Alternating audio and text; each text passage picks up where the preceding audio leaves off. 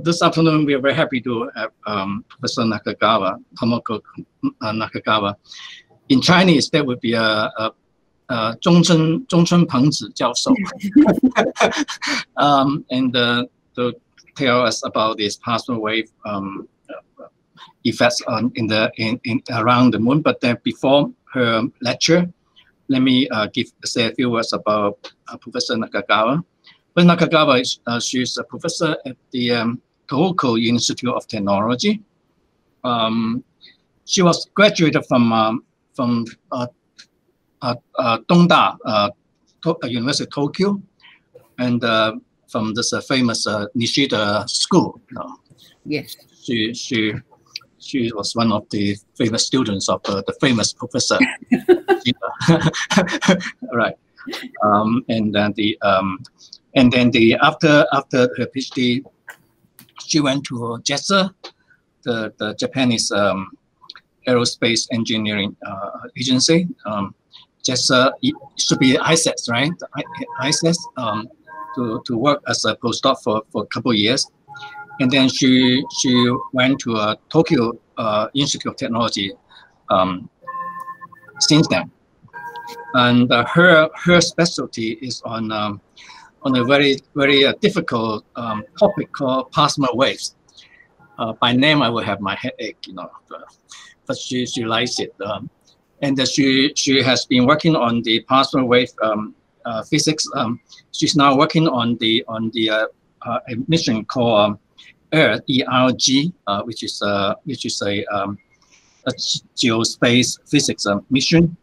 And in Taiwan, we have also participated in an experiment from Chengkong Dashi, National Central University, and Zhongmingyuan. And she will before then she had been working on the moon, on the Kaguya mission. And then she will be participating, in the Bibi Colombo mission to Mercury. So she has she will have a very exciting time in front of her. But then let me hear what the Professor Nakagawa tell us about the plasma wave. Because the moon, the tail and the near surface environment of moon. Very unique environment for astrophysics and for solar system plasma physics. And then we learned a lot of very interesting things there. And Professor Nakagawa, please. Hi, everyone. I am Tomoko Nakagawa from Tohoku Institute of Technology. Thank you for calling me this nice seminar. My talk would be the Kaguya observation of low-frequency magnetic field variation near the moon. Since Nishino-san has already given you a very nice talks, I like to focus on low-frequency variation that are detectable from L-Mag magnetometer on board Kaguya. The sampling rate is 32 Hz, so we can analyze up to 16 Hz frequency range.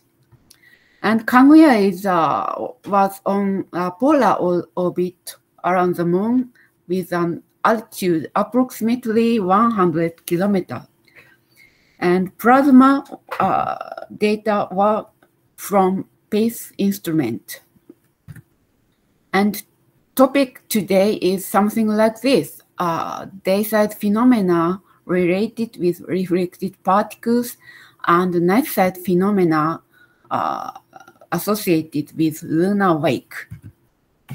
As you know, due to the absence of global magnetic field or dense atmosphere, the solar wind particles hit the moon directly, and most of them were absorbed by the lunar surface.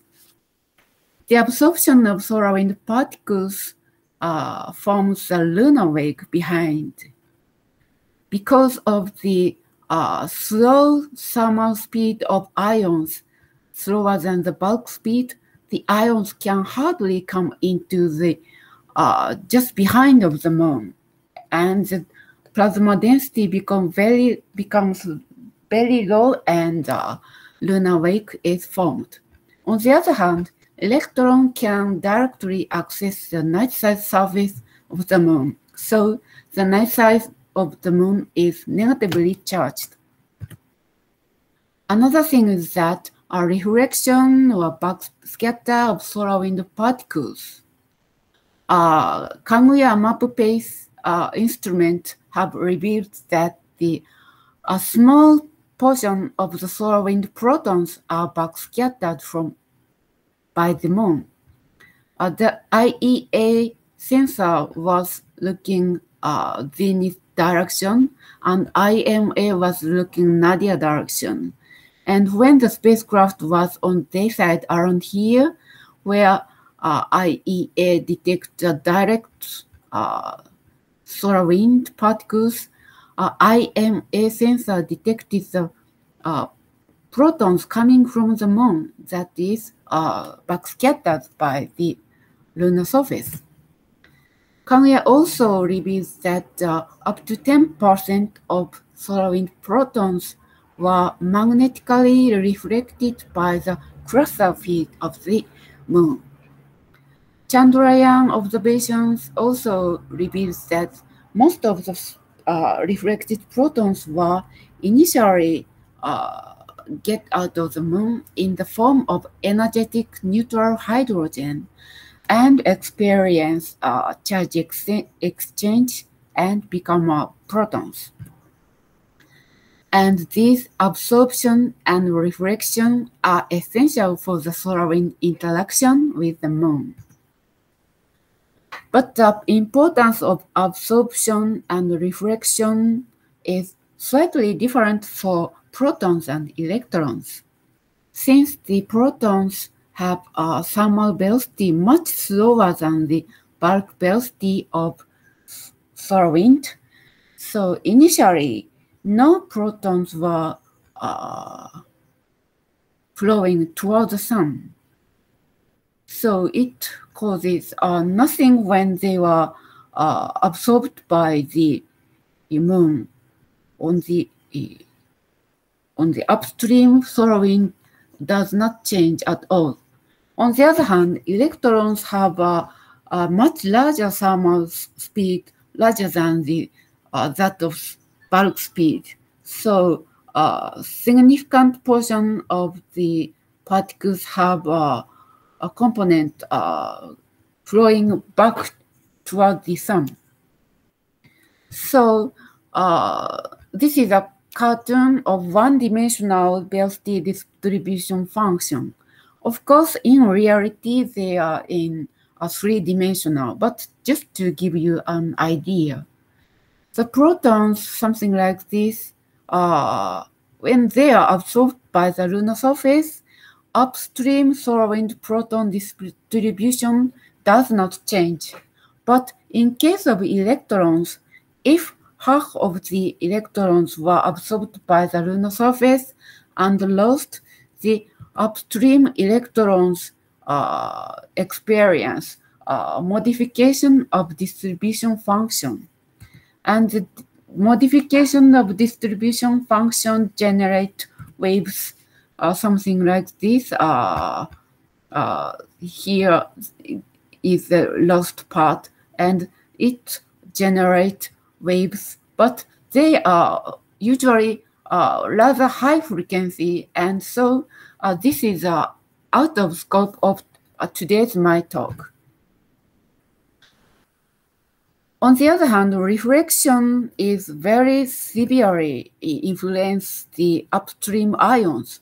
Since there was no such component in intrinsic distribution of protons, they can be a large energy source of wave activities.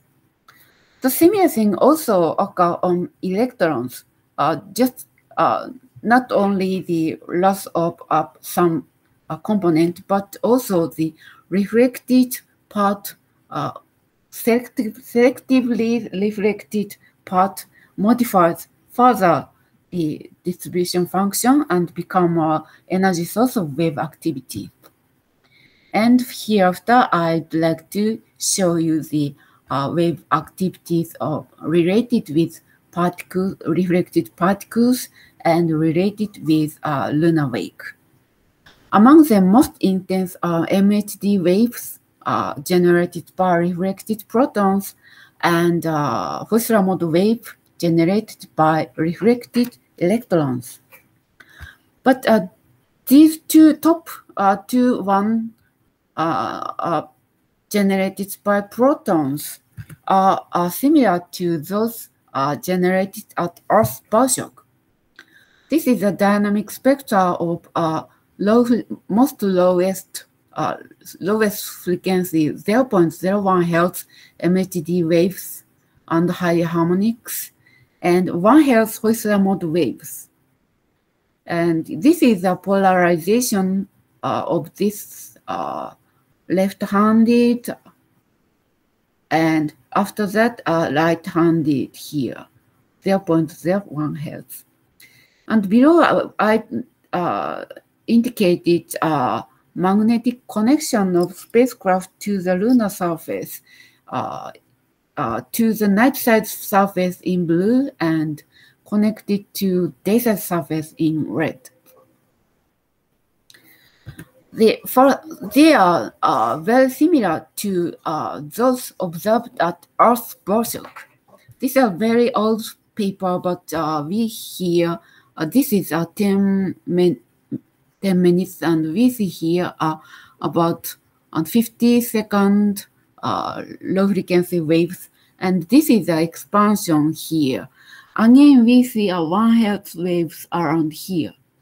And they are essentially left-handed with respect to the background magnetic field. They are generated by solar wind protons reflected by the Earth's bow-shock through cyclotron resonance with solar wind MHD waves or Hussler mode waves.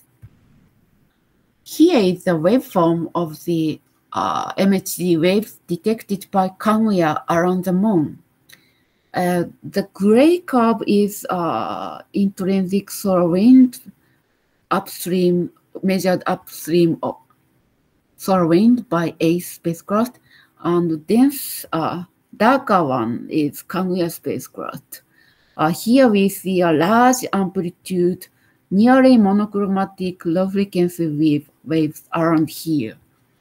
And these times are left-handed polarization with respect to the background magnetic field, and the latter part shows a right-handed polarization.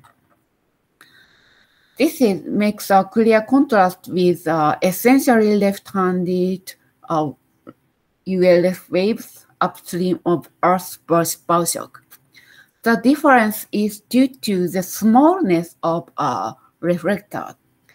Since the moon is very much smaller than the bow-shock scale size, so the reflected protons are in various directions, often nearly perpendicular to the intrinsic solar wind. But in case of bow-shock, they are essentially antiparallel to the intrinsic solar wind velocity. So the waves can be resonant with reflected particles, so this term is large, and the MHD waves are low frequency. This is negligible, and almost this term becomes nearly equal to the cyclotron frequency and can generate the waves through cyclotron resonance. In case of Earth's bow-shock, this term and this term is nearly equal, and so when the ion cyclotron resonance occurs, a spacecraft sees the waves in spacecraft frame after Doppler shift. But in case of moon, nearly with large angle with respect to this incident solar wind, this term may be small, and the spacecraft can observe the wave as a right-handed polarization. Similar thing occurs with resonance with Hussler mode wave. This is a paper from Tsugawa-san, and in his paper, the red color indicate the left-hand polarization, and the waves are nearly monochromatic and 1 Hz, and they are detected mainly on the day side. And association with magnetic anomaly indicates that they were generated by reflected protons. And this wave is not new, and similar thing was observed by wind, geotail, and lunar prospector. And the lunar prospector data were used to generate this diagram, polarization versus angle between k vector and the solar wind velocity. So it shows that they were observed after the Doppler shift, and also the association with magnetic anomaly. All these show that the wave are generated through cyclotron frequency by the solar wind protons reflected by the moon that overcomes the wave in the solar wind, and then they are detected after the Doppler shift. In addition to the narrow band 1 Hz discrete Hoysala mode wave, we also see a diffuse wave around here, something like this, right-handed and nearly parallel propagating, and again right-handed and nearly parallel propagating. They are characteristics of Hoysala mode waves, but the outlook is rather diffuse. And this is a new kind of Hoysala mode wave detected by Kaguya. And this is another examples observed recurrently at the, nearly the same position and detected at polar region or above the polar region of the moon. The difference from the discrete 1 Hz Hoysala mode waves is the direction of reflection. The diffuse waves are thought to be deflected in direction perpendicular to the solar wind, so they do not experience Doppler shift when detected by the spacecraft. So they show initial right-hand polarization and broader frequency range. On the other hand, the nearly antiparallel direction reflected particles experience the generated waves that should experience Doppler shift when they are detected by the spacecraft. So the polarizations are reversed and the frequency range is narrower. So this table summarizes the wave activities generated by reflected protons, and they are observed as a narrow band or broad band, and polarization with left hand or right hand depending on the Doppler shift. But common feature is that they are not sensitive to the magnetic connection to the lunar surface. They are observed on the field lines connected to the lunar surface or disconnected from the lunar surface because the proton gyro radius is large and not very controlled by the magnetic field. On the other hand, the waves generated by electrons show severe control by the magnetic connection. This sample is shows the when the magnetic connection is disconnected from the moon, the power density is depressed, and when connection reconnected again, the wave activity recovers. And also they are closely related with the this is an map of average power density observed on the day side of the moon, and they are closely related with magnetic anomaly, showing that they were generated by reflected electrons by the mirror reflected electrons above the magnetic anomaly. And the magnetic variation is not restricted to the wave activity. We also see a limb compression. The limb compression is a well-known signature in the very early years of lunar exploration. This is a paper from 1998, observation from Lunar Prospector. This is 2 hours and 2 hours period, and magnetic field magnitude of double or triple times larger, and they were repeatedly observed every 2 hours when spacecraft came to the same position and above the magnetic anomaly. And when the dynamic pressure of the solar wind becomes too large, the limb compression was too much compressed and not detectable from the spacecraft.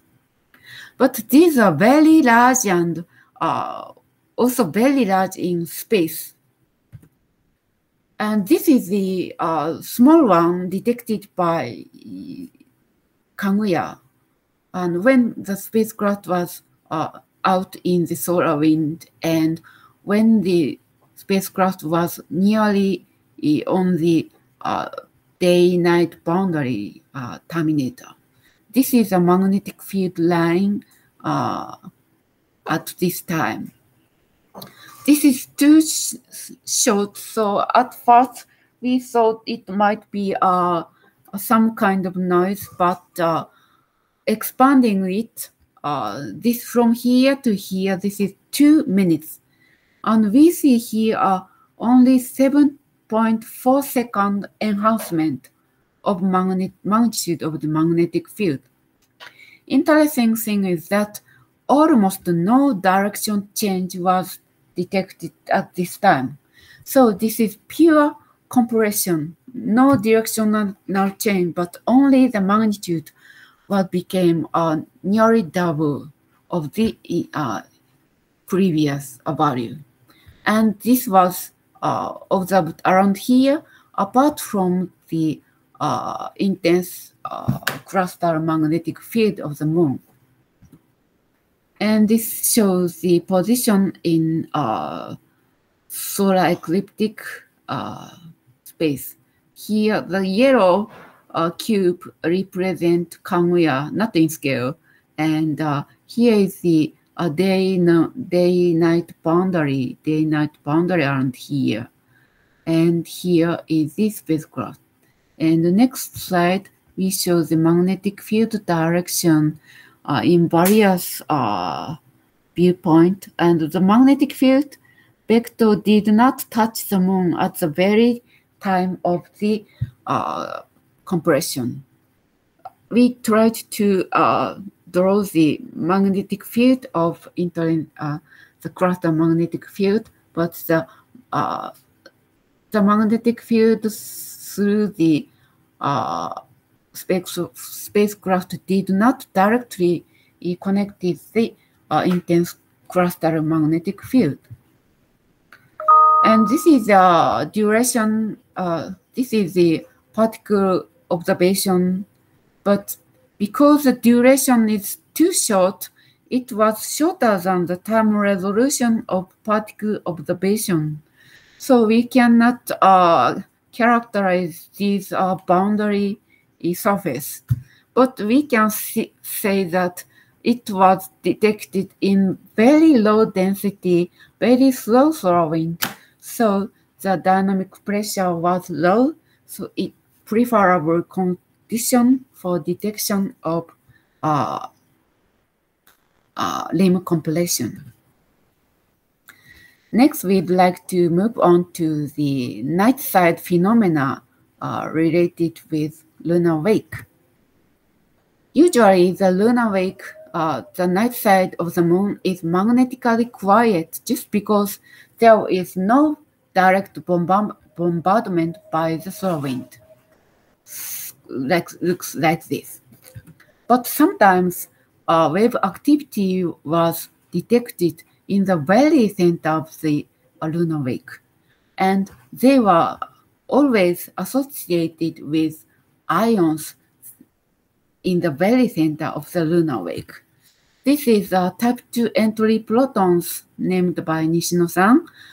They were once reflected by the dayside surface or dayside magnetic anomaly and gyrate with a large speed, and due to the large radius, they can jump into the very center of the lunar wake.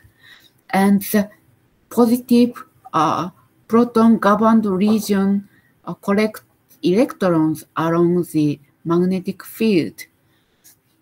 It is already known that these electrons generate broadband electrostatic noise at around 30 kHz. But also, they also generate ELF waves in the lunar wake. Previously, we have seen that the dayside wave activity were closely related with magnetic anomaly, but on night side, waves are related with opposite side of the magnetic anomaly. The particles hit the magnetic anomaly or gyrate around the moon and come into the other side of the moon and generate wave there. So this is a cartoon. Here, the electrons come along the magnetic field and generate wave. This is a particle measurement of at the time of wave generation. These are electrons. Here we see protons, but electrons are also essential for detection of the waves. Here the right-hand panels are angular distribution of electrons with respect to the background magnetic field. So we see here bi-streaming electrons along the magnetic field. So the generation mechanism is thought to be electron-ion cross-field streaming instability because the ions have a velocity component perpendicular to the magnetic field, while electrons are bi-streaming along the magnetic field. At last, I'd like to introduce a ULF wave activity in the lunar wake. This is an example of noon-midnight meridian of Kaguya observation. From here to here, 2 hours are 1 revolution. Here is the day side and here is the night side. Here we have electron number density about 1 electrons per cubic centimeter drops to be 0.004, a very diffuse, nearly vacuum. So this is a wake, and spacecraft cross the lunar wake from the southern side and to northern side. In the southern hemisphere, this is the power density and this is the polarization of wave activity with respect to the background magnetic field. And on the southern hemisphere, the wave activity was left-hand polarized. And spacecraft came to the northern hemisphere. The waves show the right-handed polarization, something like this. southern hemisphere rotates in this direction, and on the northern hemisphere, the magnetic field was not rotating in this direction. At this time, the magnetic field was duskward and By was dominant. But in other cases, when the magnetic field was northward, we see the same configuration, 90 degrees rotated. So we tried to rotate all the data in such a magnetic, such a coordinate system in x-axis antiparallel to the average solar wind direction, and the magnetic field comes into xz plane and represented each polarization by two ways. Just a simple average of displayed intense wave frequencies whose power density was significant. And another thing is that power weighted average throughout the all frequency range. But both two show the nearly the same characteristic. So I plotted the position in a new coordinate system and polarization and got this one. The magnetic field is the nearly xt direction, and we see right-handed polarization on the dusk side, but left-handed polarization on dawn side, consistent with this cartoon. The two ways of average gave the nearly the same result. And for comparison, I did the same thing on the night side and the day side. And on day side, we have no similar pattern, no pattern. And this pattern was dependent only on y direction. So I draw polarization versus longitude in this coordinate system and got similar thing in various solar wind condition. This is dawn side left-handed, dusk side right-handed. In slow solar wind, fast wind, low temperature, high temperature, low density, high density, and the magnetic field parallel to the solar wind flow, perpendicular solar wind flow. All show the same pattern. But power density was dependent on the solar wind condition. First of all, the power density was larger at the rim or the lunar wake boundary. This is the longitude, and this is the power density. And power density is largest here and here, corresponding to the here and here along the Kaguya orbit.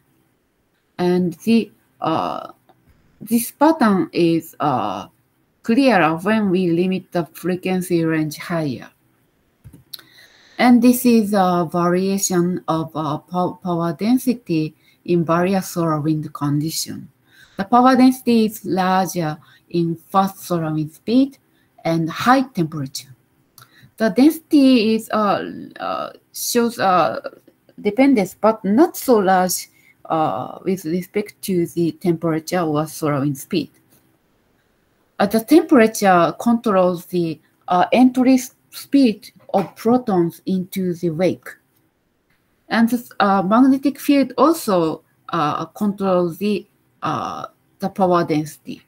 The magnetic field direction affects the entrance of protons into the wake.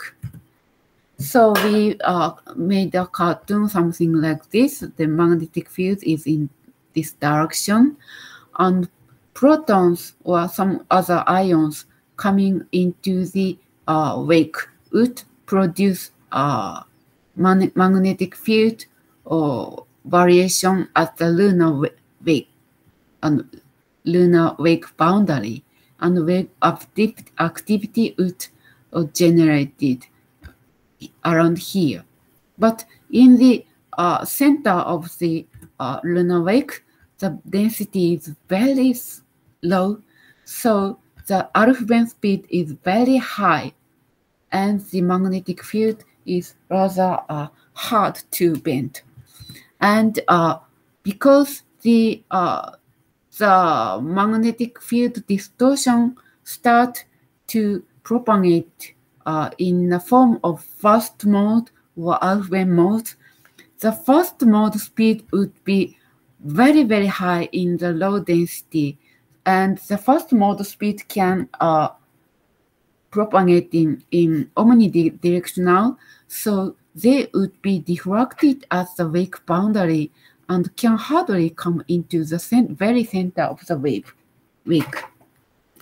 In contrast, the alpha wave have a large speed only along the magnetic field, so they can penetrate into the very center of the wake and detected as sheer alpha wave. And this is all I have topics for you. And this is end of my talk. Thank you very much. Yeah, thank you so much, Professor Nakagawa. I mean, it's a very clear talk. I mean, but it still be difficult for other people to follow. It's complicated. But in your last slide, I have a question. There's because in the lunar wake, the density is very low, right? Yes. And then, so what would be the alpha speed? Alpha speed, the density is very, very low, but the magnitude of the magnetic field is not very vary so much. So the alpha speed comes to 1,700 kilometers. So the waveform of the low frequency waves is very smooth in the very center of the wave. That is, this is very, very, very low beta region. So the magnetic field cannot be easily bent. So rather hard to bend, but oscillate very clearly. There might be one place in the solar system where the alpha speed is so high, you know. Yeah. 400 kilometers per second. So in the very center, the situation is subalbanic. This is a very this occurs in the very short distance. The change occurs. It is interesting, I think. Say 0.004 per cc. That's very low, very low. Yes. Anyone in the audience want to ask Professor Nakagawa a question? Nishino-san? Nishino-san? Nishino-san I'm here. already know. He knows everything. don't have a question. You have question? Actually, no, but I'm very interested in the waves that you showed in the like L and R. Yeah. In the wake boundary. Very asymmetric. Mm-hmm. Yeah. This one is very beautiful. And I mean, you talk about the left hand, right hand on the northern hemisphere and southern hemisphere. That's also very interesting. And then also there's one diagram showing how the solar wind velocity would be entering the lunar wake. Yes. But that should not be isotropic because you drew it as if the solar wind photon entering the, yes, along the magnetic field. Yeah. So it should be kind of along the magnetic field, right? Yeah. Yes, right. And then there's one place you talk about several magnetic effect. One last thing is about the small. You talk about the smallest scale limb compression. Yes, yes. Has that to do with the magnetic field anomalies? I mean, can you explain that a little bit once again here? Yeah. Yes. too small to analyze the velocity. So there's a big magnetic anomaly, right? That would cause the kind of shock-like feature. Yeah. And then you have this small scale, and then you also see something. Yes. So I'm curious about what made the small one. So I was interested in the previous Poppe-san's talk. How small the signature can be. Is it reflected protons or very small scale magnetic field that is not yet detected? Or I'm not sure what produced this small one. Do they have any kind of periodicity? I mean, or they happen randomly? I have several similar cases, and such possible source, but I found no. So I'd like to know what. You know, and another thing is that there's pickup ions produced in the lunar atmosphere. Yeah. And here we only talk about the solar wind, right? Solar wind reflected ions, but then how about the exospheric ions? But do you see any features caused by them? But this type of event were preferentially occurred in low density, slow speed solar wind. So this might be a condition for detection, but not condition for generation, maybe. Maybe. And then you also talk about the wave. I mean, the low frequency wave generated by ion beam, reflected ion beam. Yes. And that ion beam must be what, very very well focused. You talk about beam, and then also and not coordinated, but yes. And how can a magnetic anomaly reflect the solar wind into such a narrow beam? Yeah, it does not need to be narrow beam, but some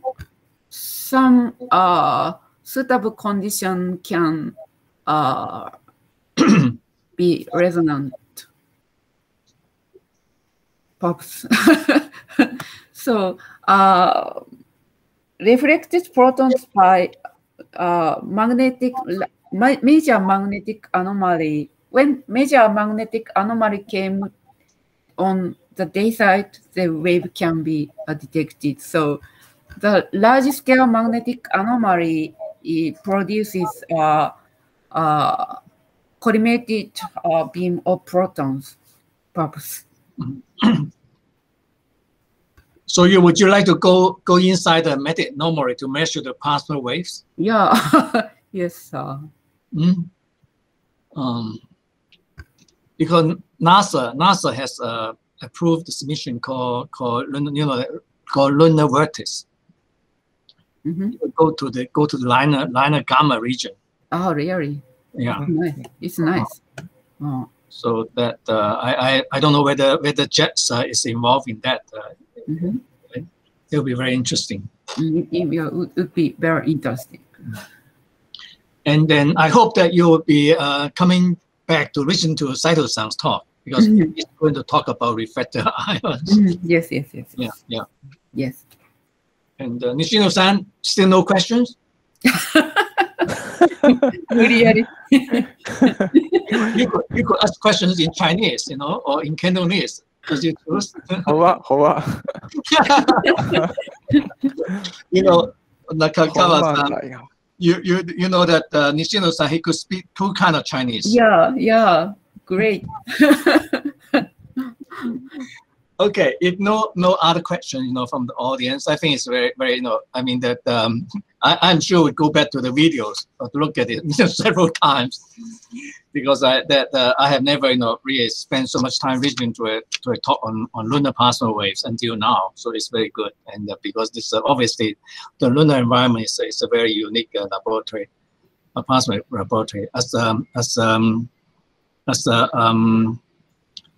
Helicus, you know. Professor Helicus, he also talked about, you know, there's all kind of wave generated near the moon. Okay, Professor Nakagawa, thank you so much again for Thank you very much. Yeah, and then hope to see you again very soon, and then hope that you'll be able to visit Taiwan very soon. Yes. And see you there. Yes. Thank you so much. Thank you very much.